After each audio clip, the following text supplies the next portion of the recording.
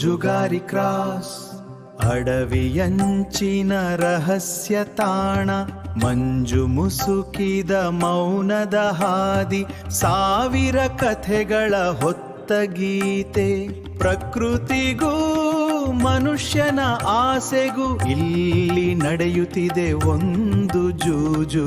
ತೇಜಸ್ವಿಯವರ ಕಾದಂಬರಿ ಜುಗಾರಿ ಕ್ರಾಸ್.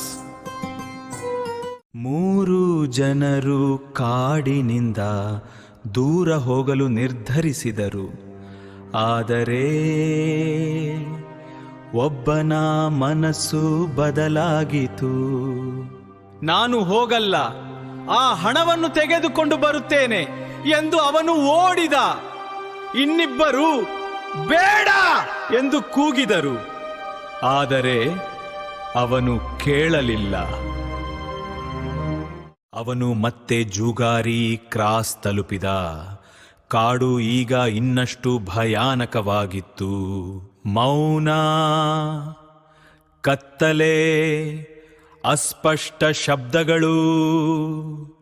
ಅವನು ಮಣ್ಣನ್ನು ತೆಗೆಯಲು ಶುರು ಮಾಡಿದ. ಚೀಲ ಮತ್ತೆ ಸಿಕ್ಕಿತು.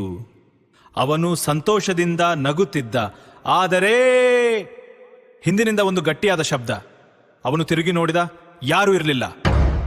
ಆದರೆ ಅವನ ನೆರಳು ಕಾಣಿಸುತ್ತಿರಲಿಲ್ಲ.